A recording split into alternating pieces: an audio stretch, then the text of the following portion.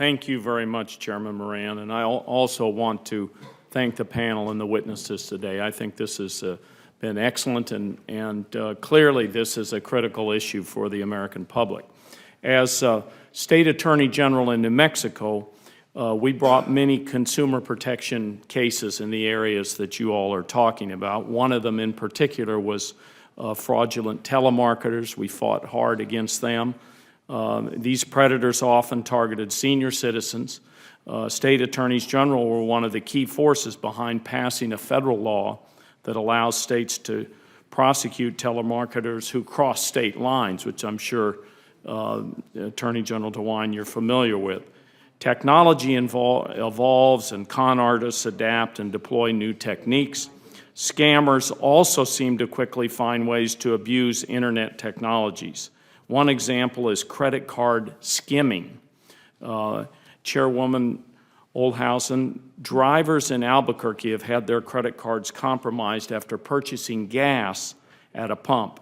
Local TV stations, KRQE and KLB, have reported that Albuquerque police believe 22 credit card skimmers were recently installed at gas station pumps across the city.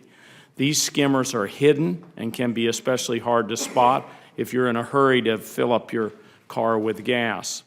And other skimmers are more sophisticated and read credit card information wirelessly, so you can just put them in a backpack, and I think there are pictures of those in front of you, both the first photo and the second photo. So skimmers at a gas pump, and then the second one is a kind of skimmer that can get things wirelessly.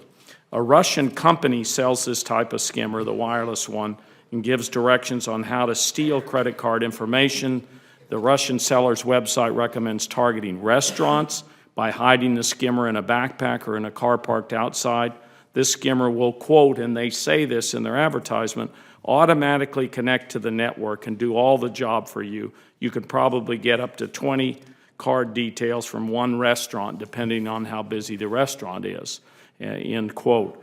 The FTC previously issued a warning to Americans traveling abroad to be alert for card skimmers at ATMs and gas stations. But these scams are now happening in New Mexico and across the nation. And so, Madam Chair, what action will the FTC take to help stop credit card skimming scams at the gas pump?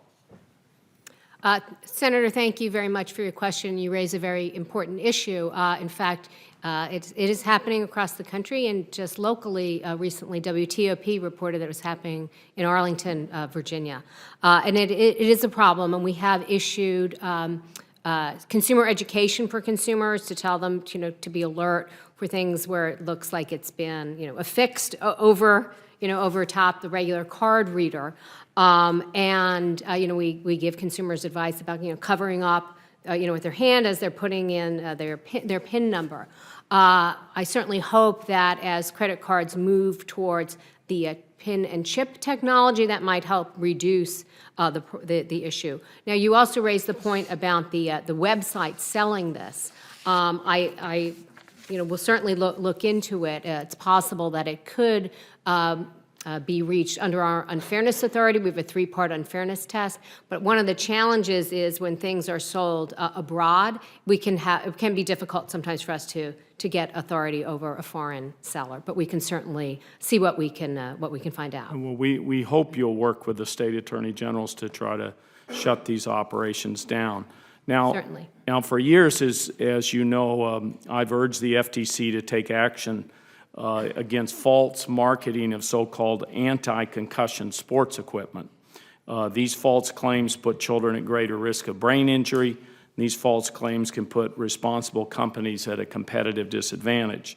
And tomorrow, in fact, is Brain Injury Awareness Day, and there's much greater awareness these days that concussions are a form of brain injury and should be treated seriously. So I was disappointed by President Trump's tough guy comments at a campaign rally last year after an audience member fainted and then returned to the crowd, and he compared her favorably to an NFL player who sit on the bench after suffering a concussion. And Trump used to own his own professional football team, and he said, and I quote, "These new and very much softer NFL rules, concussion, gotta get a little ding on the head, no, you can't play for the rest of the season, our people are tough." That's the end of his quote.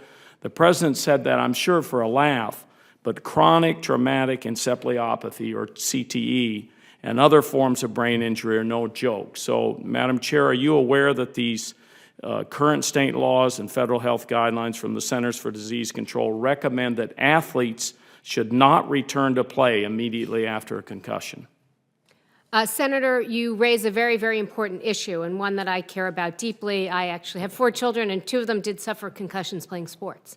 So I appreciate the attention that you've brought to this. And at the FTC, we have brought enforcement actions in this case, the Brain Guard case. We've had consumer ed, and we'll continue to pay close attention to this issue. And I was also pleased to see that a university is doing a study about the possibility of the concussions in the soccer, the sport of soccer. So we will definitely continue to pay attention to this issue. Yeah, thank you for that answer. Thank you for the courtesies. I know I ran over a little bit. Thank you, Mr.